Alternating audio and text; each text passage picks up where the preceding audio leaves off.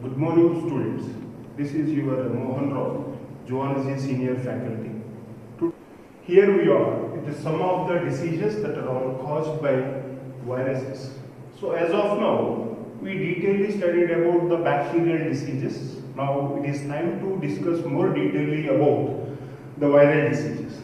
And different type of viral diseases here includes, one is genital herpes, whereas the second one is here genital warts, whereas the third one is hepatitis B, and the fourth one is AIDS. You all well know about this one. Of all these diseases, in this session, I am going to explain the three different types of viral diseases, but I am not going to focus on AIDS. Because in the 8th chapter, Human Health and Diseases, there is a detailed description regarding the AIDS. There we are going to study more detailedly about this AIDS. But in today's session, let us go with this genital herpes, genital warts, as well as hepatitis B. So let us see the first one, that is genital herpes. So this is one thing caused by the virus, and the name of the disease, it includes, as I said, it's a genital herpes, and constitutive organism or pathogen which causes this disease includes herpes simplex is the virus name that causes this genital herpes in us. And whereas the mode of a transmission, as you all know that definitely there will be a sexual transmission is one thing, and thereafter here not only this one, the initial days it may be get transmitted through viroids as well as genitalia. So these are all the three modes how it is get transmitted from person to person. Then how do you diagnose this, or how do you identify the person who is suffering from this herpes?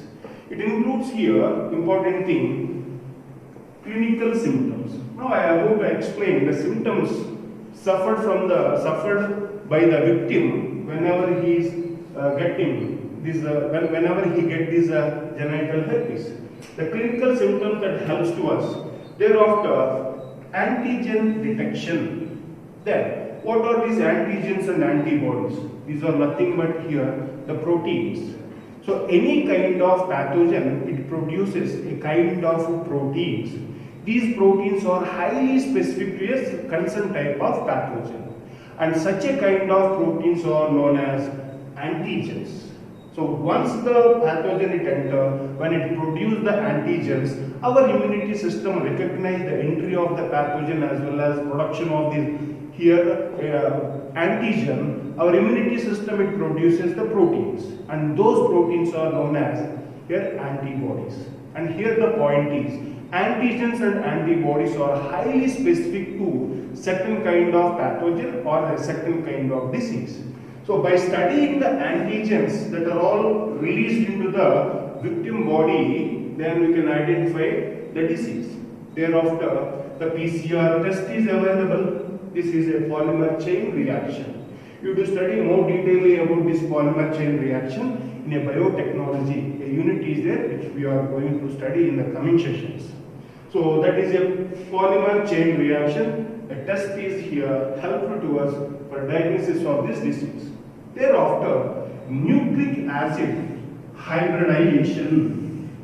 That nucleic acid hybridization it includes here DNA or RNA hybridization. Nucleic acids includes DNA or RNAs.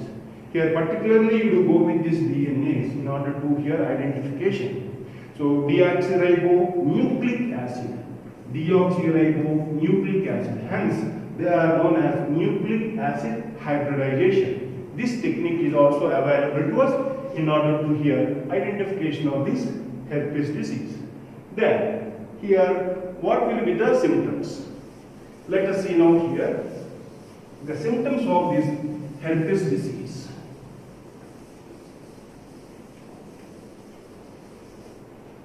This is a much dangerous here disease it is. See, these are symptoms you can see. Vesiculopostular lesions are present. vesiculopostular lesions. That means lesion means that you know wherever it is a sore or a wound. It consists of here pus.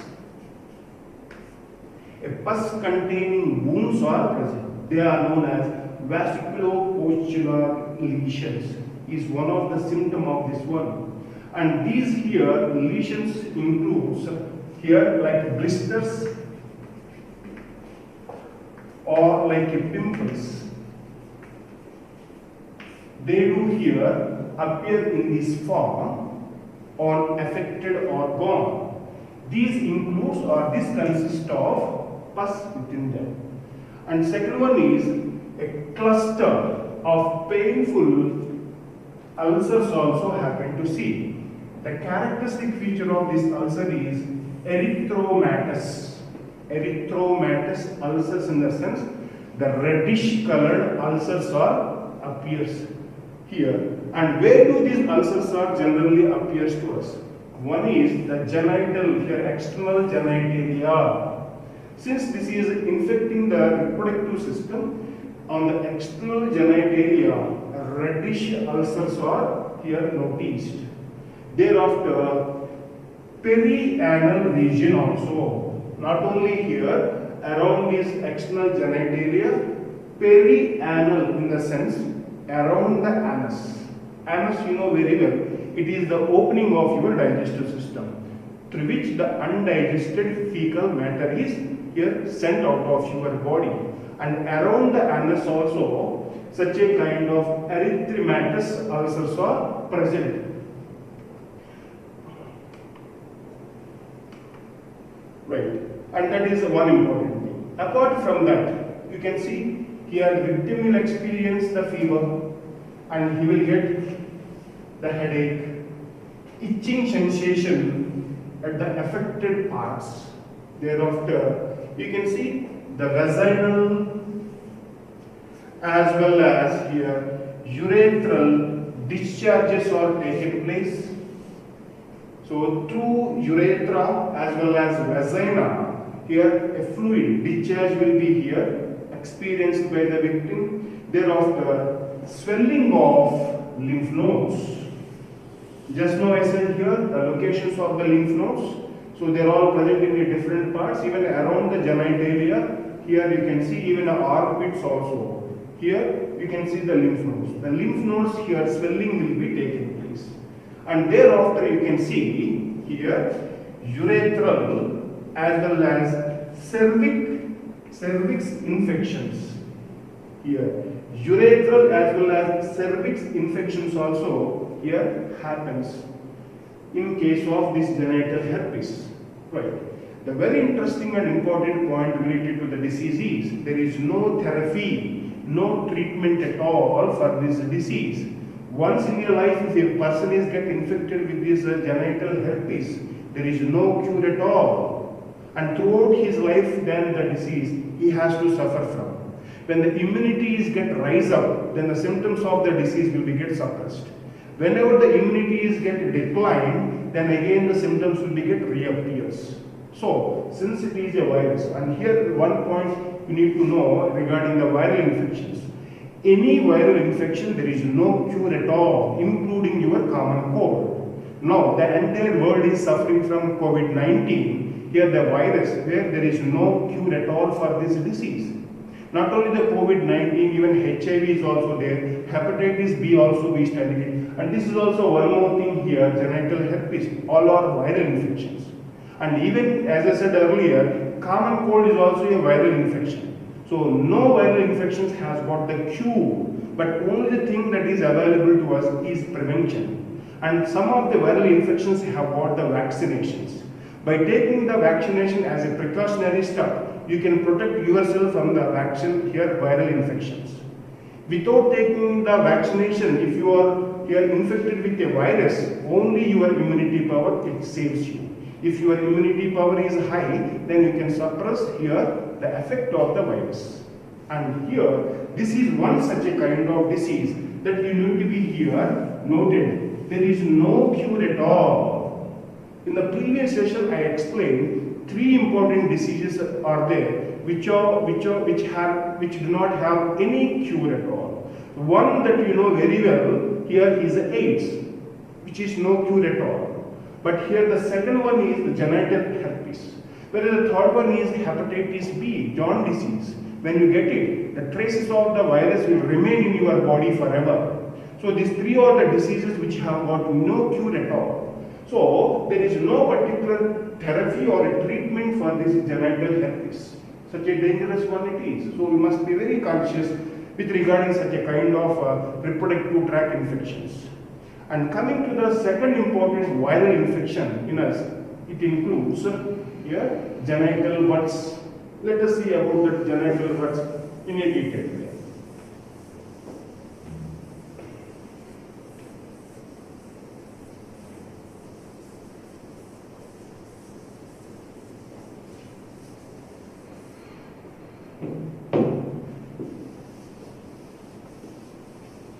Right, this is the second type of viral infection, and the name of the disease is genital warts. Is the name of a disease, and it is caused by a virus, and the name of the virus and its scientific name is human papilloma virus. Human papilloma virus is the responsible virus for this genital warts disease. Then, what is the mode of the transmission? How it is get transmitted? You know that a sexual intercourse. So, unprotected sex naturally leads to transmission of this virus. Whereas the second one here, the symptoms. Coming to the symptoms of this one, here genital warts always develops here on skin as well as here and mucosal surface. Here it develops here genitalia as well as perianal area. It develops the symptoms on here skin, one thing, thereafter on mucosal surface. Here we can happen to see the development of a wart. Then what is meant by a wart? It is a hard outer growth on a skin with a horny surface. A horny surface, a hard outgrowth on the skin is known as a genital warts. And these genital warts are happen to see, as I said here, one thing is a skin, and it even develops on mucosal surface of external genitalia. One thing thereafter perianal area. External genitalia as well as perianal area in the sense I said earlier around the anus. These warts will be get developed. One, these are all the symptoms. In case of women, it is an important thing, interesting thing. These warts may be developed within her vagina as well as the cervix also. Within the vagina and cervix also, chances of development of these warts is another symptom. Then, what is the diagnosis here? What is the method that is available to us in order to diagnose this one? Clinical symptoms. By studying all the above mentioned symptoms, you can identify this one. Thereafter, antibody here detection. Type of antibodies developed within the here body here against to the pathogen or the antigen. By observing that antibodies, you can get confirmation of the disease. Thereafter, culture of the pathogens, thereafter DNA hybridization. The genetic material of the pathogen can be hybridized. By studying the genetic material, you can come to know here the constitutive organism so that we can confirm the type of a disease he is suffering from. Thereafter, the treatment. What is the treatment for this one? Here, this is important point that you need to here observe. Cryosurgery. In your earlier sessions, might be studied about or might be heard about cryopreservation. Cryopreservation means here preserving the gametes at a lower temperature, -degree centigrade, in a liquid nitrogen is known as a cryopreservation. But here I am introducing a new term to you, that is a cryosurgery. Then what does this cryosurgery include? And in this case, a special skills are required to a doctor, so that here he will go for surgery, a minor surgery, so that all these works will be get removed. Then how does he perform this cryosurgery? Here by freezing this here works with a liquid nitrogen. Freezing these works with the help of a liquid nitrogen, these works will be get removed. Thereafter, the another method for that, and that surgery method is known as cryosurgery. Whereas the second method here is podophyllum. Here preparations also available to us. Podophyllum preparation. Then what does it include? It is a combination of two important things. One is dried rhizome, and here the roots. Here is a point. The roots of a plant, Podophyllum pellatum. See this?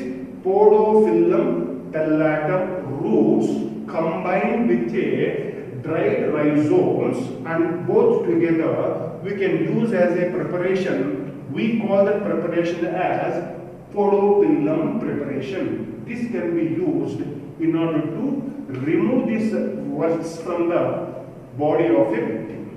This is all about here genital works. The second viral infection. Thereafter, and coming to here, the third type of viral infection, it includes hepatitis B. Let us see about that hepatitis B in a detailed way. This is the third important viral infection, and which is also here a sexually transmitted disease. And the name of the disease is hepatitis B. Generally, we use this technical term with a common name like a joint disease and all. And this hepatitis B is caused by a virus, and the name of the virus is hepatitis B itself.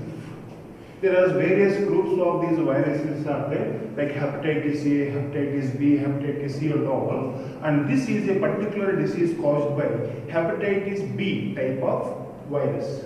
And coming to here, disease get transmitted by the various methods. And the abbreviated form of this one is HBV also, HBV virus. And coming to modes of transmission, it includes here transmission of infected blood.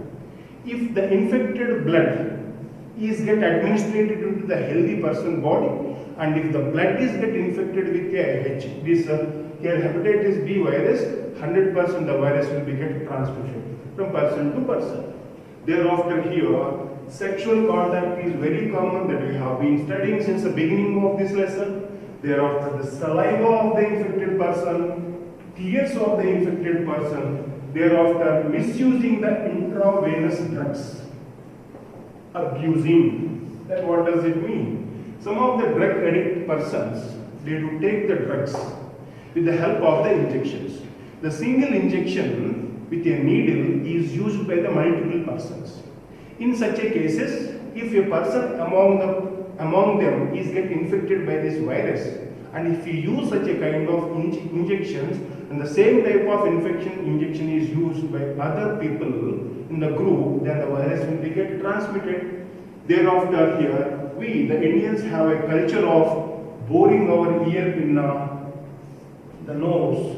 Here, piercing is also there, making a holes to our ears and nose. We have got a culture, such a type of culture. During that time, if the needle that is using for making the holes is used for the infected person, the same one is get used for some other people also, then there is a chance of transmission of this hepatitis B virus. Thereafter, sharing of the razors.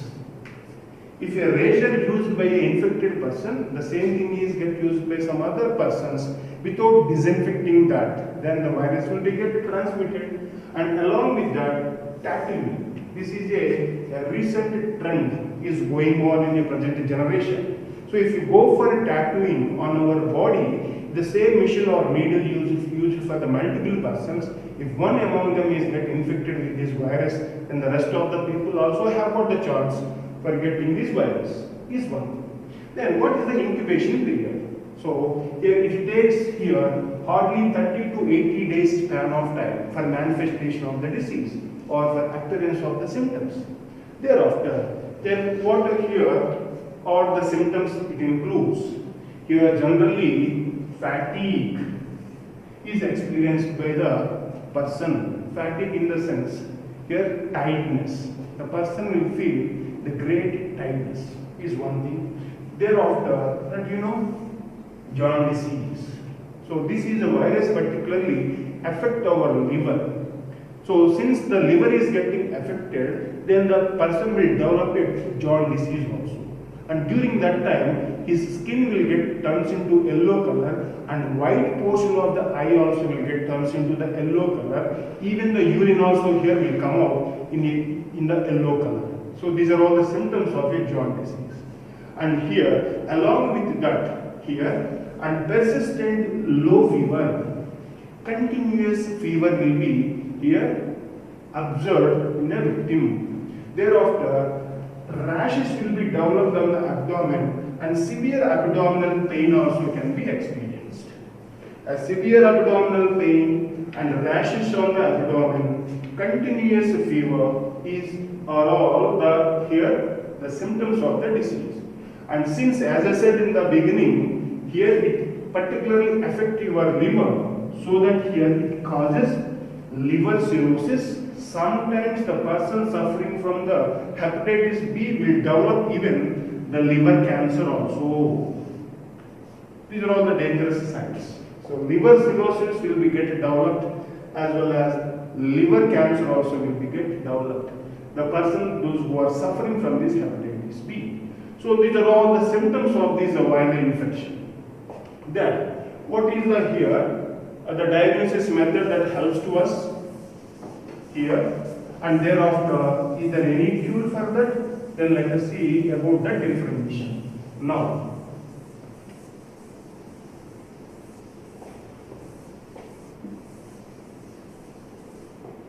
see this, hepatitis B, diagnosis method. There is a specialized blood test is available to us, and this blood test name is Australian antigen test. This Australian antigen test is particularly a blood test, and this blood test here generally used to use with this abbreviated form HPSAG. The HPSAG, it stands for hepatitis B surface antigens. That I written here, hepatitis B surface antigen test is available to us. This has got another name known as Australian antigen test. So with the help of this test, we can diagnose and can confirmation this test. Along with this, we can happen to see the ELISA test also, enzyme linked immunosorbent assay. There is one more here test is available. With these two tests, we can diagnose and confirm the hepatitis B. Then, what is the treatment for that? Here is a point to be noted again. This hepatitis B is also incurable STD. There is no cure at all for this sexually transmitted disease. But here the fortunate point related to this one is vaccinations are available. The vaccines are developed with the help of recombinant DNA technology. So about this recombinant DNA technology also, we will study more detail in a biotechnology chapter. So recombinant DNA technology developed the vaccinations here for this hepatitis B. It is a precautionary step, but the point here is there is no cure for this disease.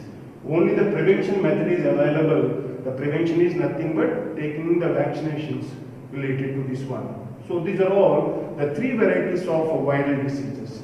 Whereas the fourth important type of viral disease also there, nothing but here, HIV/AIDS. We will study about that particular disease in forthcoming chapter, that is human health and disease, in a detailed way.